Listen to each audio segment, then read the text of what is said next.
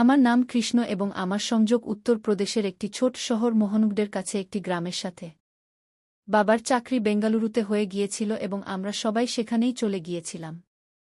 এটি সেই দিনগুলোর কথা যখন আমি ১-২তম শ্রেণীর পরীক্ষা দিয়ে ছুটি পেয়েছিলাম এবং আমার বেশিরভাগ সময় বন্ধুদের সাথে ঘোরাঘুরি এবং ইন্টারনেটে কাটাতাম।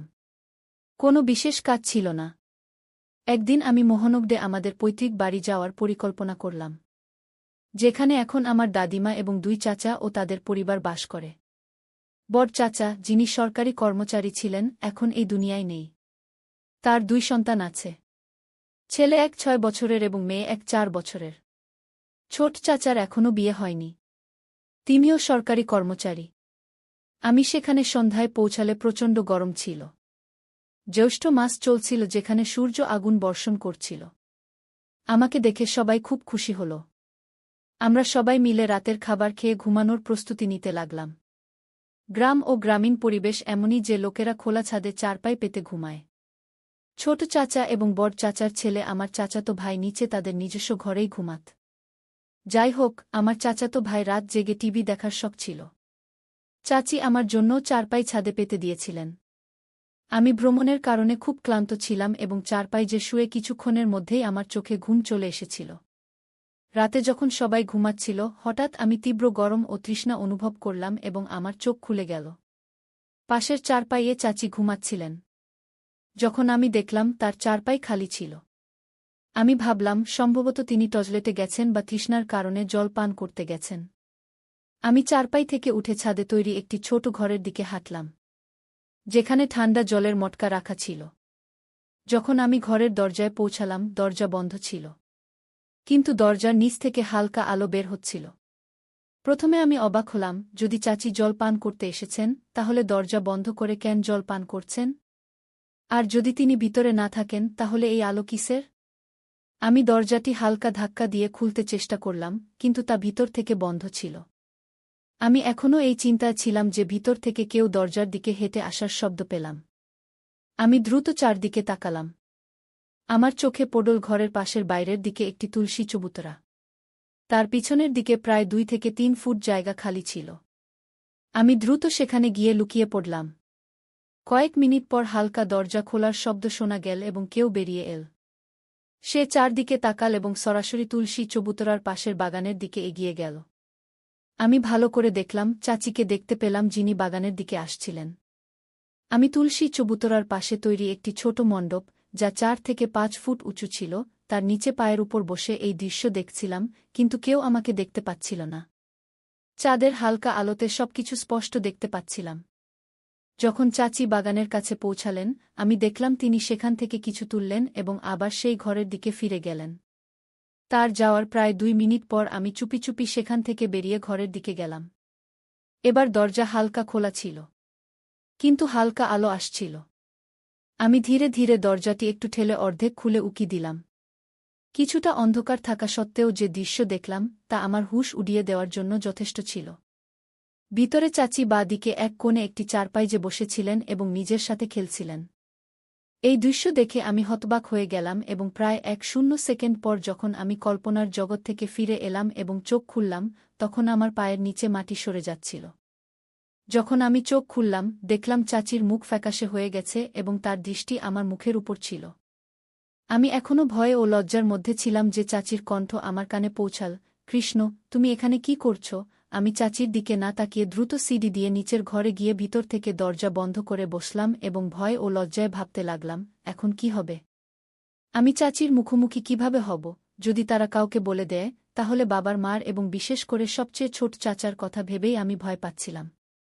আমার ছোট চাচা ছিলেন কঠোর স্বভাবের এবং ছোটবেলায় আমি তার কাছ থেকে অনেকবার মার খেয়েছি।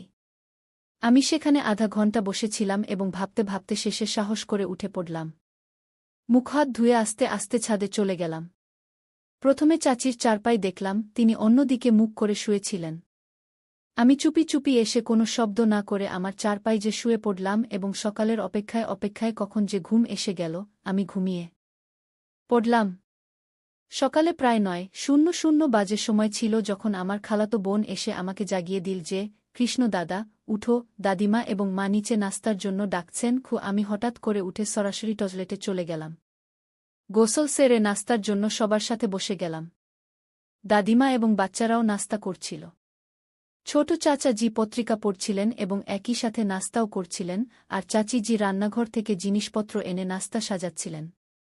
আমি চুপিসারে চাচি জির দিকে তাকিয়েছিলাম। যখন নাস্তা সেরে গেল, চাচি জিও এসে নাস্তা করতে বসলেন। যখন আমার এবং চাচি জির চোখে চোখ পড়ল, আমরা দুজনেই তৎক্ষণাৎ চোখ ফিরিয়ে নিলাম। আমরা একে অপরের দিকে তাকাতে পারছিলাম না। আমি বারবার চাচি জির দিকে তাকাচ্ছিলাম। হঠাৎ চাচি জি রাগত চোখে আমার দিকে তাকালে আমি ভয়ে নিচে মুখ করে নাস্তা করতে লাগলাম। মনে এক অদ্ভুত ভয় ছিল যে চাচি জি যদি নাস্তার পর চাচা জিকে বলে দেন, তাহলে আমার ভালো হবে না। আজ এই চিন্তায় খাবার গিলতে কষ্ট হচ্ছিল। আমি এই চিন্তায় মগ্ন ছিলাম যে ছোট চাচা জি বললেন, বাচ্চারা, ব্যাগ নিয়ে নাও। স্কুলে যাওয়ার সময় হয়ে গেছে এবং আমাকে বললেন, কৃষ্ণ বেটা, সন্ধ্যায় ডিউটি শেষে তোমার সাথে কথা বলব গু। আমি শুধু এতটুকু বললাম, জি চাচা জি কে, এবং তিনি কিছুক্ষণের মধ্যেই বাচ্চাদের নিয়ে চলে গেলেন। দাদিমা তার রুমে চলে গেলেন, আর চাচি জি বাসন তুলে রান্নাঘরে রাখতে লাগলেন। আমি চুপিসারে উঠে টিভি রুমে গিয়ে টিভি দেখতে বসলাম। টিভিতে মন বসছিল না। বারবার একই কথা মাথায় আসছিল যে চাচি জি এখনো পর্যন্ত চাচা জিকে রাতের কথা বলেননি। কিন্তু তিনি যে কোনো সময় বলে দিতে পারেন, তাহলে কি হবে? এই ভাই আমাকে কারে কারে খাচ্ছিল। রান্নাঘর থেকে চাচি জির বাসন ধোয়ার শব্দ আসছিল। কিছুক্ষণ পর দেখলাম চাচি জি পুরো বাড়িতে ঝাড়ু দিতে লাগলেন। প্রথমে আঙ্গিনায়, তারপর বাকি রুমগুলোতেও। যখন তিনি টিভি রুমে এলেন এবং কিছুটা রুক্ষ স্বরে বললেন, কৃষ্ণ, বাইরে যাও। আমাকে রুম পরিষ্কার করতে দাও। পরিষ্কার করার পর বসে টিভি দেখবে আমি নিঃশব্দে উঠে বাইরে আঙ্গিনায় পড়ে থাকা চারপাইয়ে গিয়ে বসলাম। কিছুক্ষণ পর দেখলাম চাচি জি টিভি রুম পরিষ্কার করে নিজের রুমে চলে গেলেন, আর আমি আবার টিভি রুমে গিয়ে বসলাম এবং টিভি চালু করলাম, কিন্তু মন কোথায় যেন ছিল। কিছুক্ষণ পর রুমের জানালা দিয়ে দেখলাম চাচি জি তার রুম থেকে বেরিয়ে অন্য রুমের দিকে যাচ্ছেন এবং রুমে ঢুকে ভেতর থেকে দরজা বন্ধ হওয়ার শব্দ শুনলাম। আমার মনে আবার শয়তান করা নাড়ল এবং আমি রাতের ঘটনা নিয়ে ভাবতে লাগলাম। হঠাৎ আমি সেখান থেকে উঠে সেই রুমের দিকে হাঁটতে লাগলাম এবং দরজার কাছে পৌঁছে ভেতরে দেখার চেষ্টা করলাম। কিন্তু দরজাটা লোহার তৈরি ছিল এবং তাতে এমন কোনো জায়গা ছিল না যেখান থেকে ভেতরে দেখা যাবে। আমি ভেতরে দেখার জন্য জায়গা খুঁজছিলাম। হঠাৎ আমি দেখলাম দরজার তালা ঠিক নিচে একটি ছোট ছিদ্র আছে। আমি তৎক্ষণাৎ সেখানে চোখ লাগালাম এবং ভেতরের দৃশ্য দেখে খুশি হয়ে গেলাম যে চাচি জি আবার সেই কাজ করছিলেন।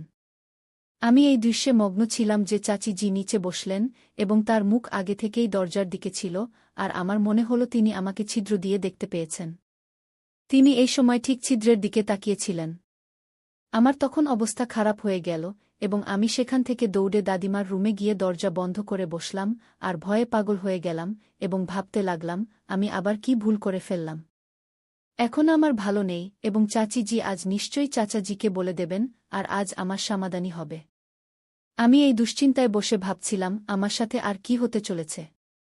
কিছুক্ষণ পর আমি সেই রুমের দরজা খোলার শব্দ শুনলাম এবং তারপর কারো পায়ের শব্দ ধীরে ধীরে আমার কানে ভেসে আসতে লাগল, আর সেই শব্দ যে রুমে আমি বসেছিলাম তার কাছাকাছি আসছে বলে মনে হচ্ছিল, আর আমার হৃদস্পন্দন তীব্র হয়ে উঠছিল। যেই শব্দ রুমের কাছে পৌঁছাল, আমি ভয়ে কাঁপতে লাগলাম। কিন্তু তারপর আমি পাশের রুমের দরজা বন্ধ হওয়ার শব্দ শুনলাম এবং কিছুক্ষণ নিস্তব্ধতা নেমে এল। পাশের রুমটা চাচি জির নিজের বেডরুম ছিল। আমি সাহস করে ধীরে ধীরে হেঁটে রুমের দরজার তালা খুললাম যেখানে আমি বসেছিলাম এবং একটু খুলে বাইরে দেখলাম পাশের রুম বন্ধ ছিল। আমি কিছুটা স্বস্তি পেলাম এবং আবার দরজা বন্ধ করে ভেতরে রুমে এসে বসলাম, আর দরজা বন্ধ করিনি এবং চারপাইয়ে বসে ভাবতে লাগলাম, যদি চাচি জি আমার সাথে নিজে কথা বলেন তাহলে কি জবাব দেব, আর যদি তিনি সন্ধ্যায় চাচা জিকে বলে দেন তাহলে কি হবে? আমি পারব না। আমি এই চিন্তায় মগ্ন হয়ে বসেছিলাম। প্রায় আধা ঘণ্টা পর হঠাৎ আমার রুমের দরজা খোলার শব্দ পেলাম। আমি মাথা তুলে তাকাতেই দেখলাম দরজায় চাচিজি দাঁড়িয়ে আছেন, আর তাকে দেখে আমার মুখ ফ্যাকাশে হয়ে গেল। তিনি রুমে ঢুকেই দরজা বন্ধ করে দিলেন এবং হেঁটে এসে যে চারপাইয়ের সামনে আমি বসেছিলাম তার বিপরীত চারপাইয়ে বসে পড়লেন এবং কিছুক্ষণের জন্য নীরব হয়ে রইলেন।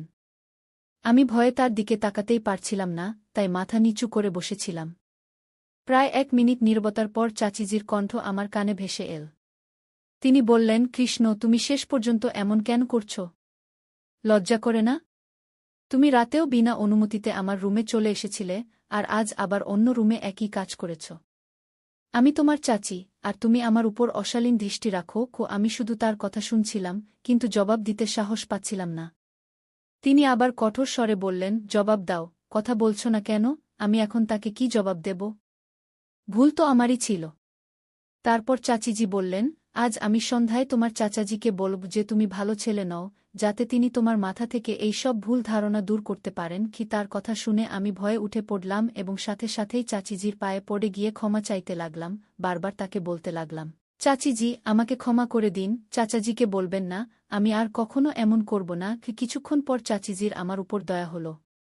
তিনি বললেন, আজ আমি তোমাকে ক্ষমা করলাম, চাচাজিকেও কিছু বলব না। কিন্তু ভবিষ্যতে যদি এমন আচরণ করো, তবে মনে রেখো, আমার থেকে কঠোর কেউ হবে না।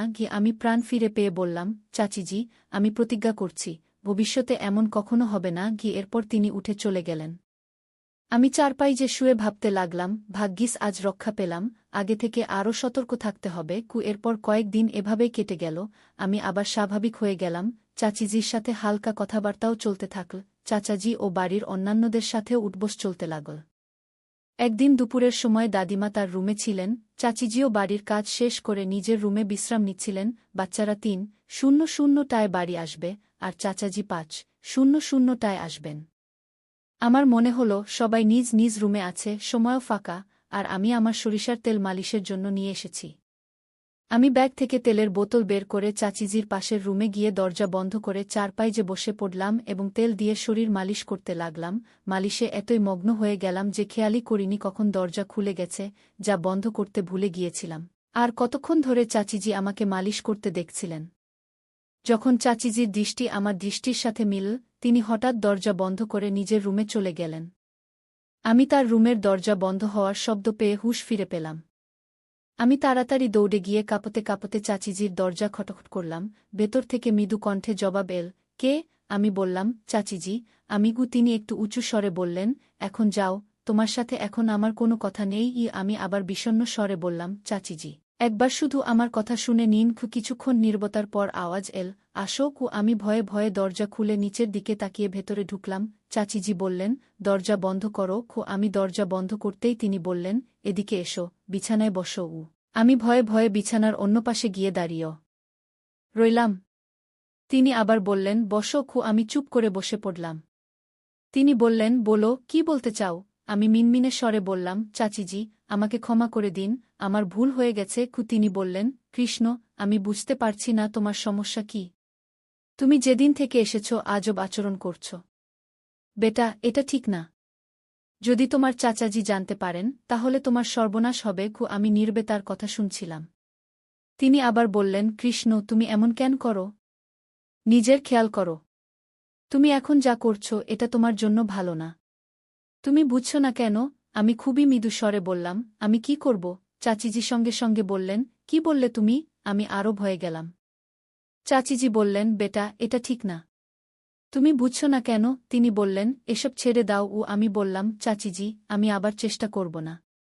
কিন্তু এখন কাউকে বলো না। তিনি বললেন, ঠিক আছে, তুমি যদি আবার না করো তাহলে আমি কারো সাথে কথা বলবো না। আমি বললাম, ধন্যবাদ। তারপর আমি উঠে বাইরে চলে গেলাম এবং টিভি রুমে গিয়ে বসে টিভি দেখতে লাগলাম। সে দিন আর কোনো বিশেষ ঘটনা ঘটেনি। চাচার সাথে রাতে পড়াশোনা সংক্রান্ত আলোচনা চলতে থাকল এবং আমি রাত পর্যন্ত চাচিকে এড়িয়ে চললাম। দিন কেটে গেল। পরের দিন আমি সকালে উঠে নাস্তা করলাম। সবাই নিজ নিজ কাজে ব্যস্ত হয়ে গেল। আমি টিভি রুমে গিয়ে টিভি চালিয়ে বসে রইলাম। আমি টিভি দেখছিলাম, তখন সকাল 10:30টার দিকে চাচি তার কাজ শেষ করে টিভি রুমে এলেন। তিনি বললেন, কৃষ্ণ বেটা, এই টাকা নাও এবং বাজার থেকে গিয়ে দিনের রান্নার জন্য সবজি কিনে আনো। তিনি আমাকে টাকা দিয়ে যেতে শুরু করলেন। দরজার কাছে পৌঁছে আবার বললেন, বাড়ির চাবি রান্নাঘরের দরজার পাশের পেরেকে ঝুলছে। যাওয়ার সময় নিয়ে যেও। হতে পারে যখন তুমি ফিরে আসবে আমি গোসল করছি। তখন তুমি দরজা নিজেই বাইরে থেকে খুলে ভিতরে চলে আসবে। আমি বললাম, ঠিক আছে, এবং তিনি তার রুমে চলে গেলেন। আমি সেখান থেকে উঠে চাবি নিলাম এবং বাইরে চলে গেলাম। এখানে তোমাকে জানিয়ে দিই, বাজার আমাদের বাড়ি থেকে প্রায় 1 কিলোমিটার দূরে ছিল। আসা যাওয়া এবং সবজি কিনতে আমার প্রায় 1 ঘন্টা সময় লাগবে। আমি হেঁটে যাওয়ার সিদ্ধান্ত নিলাম এবং সময়ও কেটে যাবে। আমি বাড়ি থেকে কিছু দূর এসেছি, তখন আমার পিছন থেকে একটি মোটরসাইকেল এল এবং আমার কাছে এসে থামল। আমি লক্ষ্য করলাম সে আমাদের প্রতিবেশী। মোহন কাকা আমাকে দেখে থেমে গেলেন এবং আমাকে বললেন, কৃষ্ণ বেটা, কোথায় যাচ্ছ? আমি বললাম, কাকা, বাজার যাচ্ছি সবজি নিতে। তখন তিনি সামনে থেকে বললেন, আসো বেটা, বসো। আমিও বাজারেই যাচ্ছি। ওষুধ খাওয়ার জন্য ওষুধ নিতে হবে। আমি তার সাথে বসে গেলাম এবং আমরা বাজারে চলে গেলাম। সেখান থেকে আমি সবজি কিনলাম এবং কাকাও ওষুধ কিনলেন এবং আমরা প্রায় ৩-০ মিনিটের মধ্যেই ফিরে এলাম। তিনি আমাকে আমাদের বাড়ির সামনে নামিয়ে দিলেন। আমি তার ধন্যবাদ জানালাম এবং তিনি তার বাড়ি চলে গেলেন। আমি আমাদের দরজায় দাঁড়িয়ে ঘণ্টা বাজাতে লাগলাম, তখন আমার মনে পড়ল যে আমার কাছে চাবি আছে এবং যাই হোক চাচি গোসল করছেন। আমি সবজির ব্যাগ নিচে রেখে পকেট থেকে চাবি বের করে দরজা খুললাম এবং সবজির ব্যাগ তুলে ভিতরে প্রবেশ করলাম। যখন আমি ভিতরে প্রবেশ করলাম, তখন উঠানে একটি মোটরসাইকেল দাঁড়িয়ে থাকতে দেখলাম। আমি লক্ষ্য করে অবাক হলাম। এটা চাচার মোটরসাইকেল নয় এবং তিনি এই সময় বাড়িতে থাকতে পারেন না। তিনি ডিউটিতে গিয়েছিলেন এবং তিনি সন্ধ্যা ৫টায় ফিরবেন। তাহলে এটা কার মোটরসাইকেল? যাই হোক, আমি দরজা বন্ধ করলাম এবং সবজির ব্যাগ তুলে রান্নাঘরে রেখে দিলাম এবং চাবিটাও পেরেকে আবার ঝুলিয়ে দিলাম এবং রান্নাঘরে রাখা ফ্রিজ থেকে ঠান্ডা পানি পান করলাম এবং তারপর টিভি রুমের দিকে রওনা দিলাম। যখন আমি রান্নাঘর থেকে বের হয়ে চাচির রুমের দিকে যাচ্ছিলাম, যা রান্নাঘরের পাশেই ছিল, সেখান দিয়ে যাওয়ার সময় আমি তার রুমের দরজার পাশ থেকে অদ্ভুত ধরনের হালকা হালকা শব্দ শুনতে পেলাম। আমি চমকে গেলাম এবং একপাশে সরে দাঁড়িয়ে ভাবতে লাগলাম, এটা কার শব্দ? আমি দেখলাম দরজাও বন্ধ। আমি ধীরে ধীরে দরজার হ্যান্ডেল ঘুরিয়ে খুলে দেখার চেষ্টা করলাম, কিন্তু হতাশ হলাম। দরজা ভিতর থেকে বন্ধ ছিল। আমি ভয়ও পাচ্ছিলাম এবং ভাবছিলাম কিভাবে ভিতরে দেখব যে ভিতর থেকে কি শব্দ আসছে। তারপর আমি রুমের জানালার দিকে দৌড়ে গেলাম, মনে হলো সেখান থেকে ভিতরে দেখতে পাব। যখন আমি জানালার কাছে গিয়ে দেখলাম, তখন দেখতে পেলাম জানালার অন্য কোণে পর্দা একটু সরানো আছে। আমি খুব সতর্কভাবে ভিতরে দেখার চেষ্টা করলাম। এবার আমি কোনো ঝুঁকি নিতে চাইনি। যেই আমি সেই জায়গা থেকে ভিতরে তাকালাম, ভিতরের দৃশ্য দেখে আমার হুঁশ উড়ে গেল, কারণ ভিতরের দৃশ্য আমার জন্য হৃদয়বিদারক ছিল।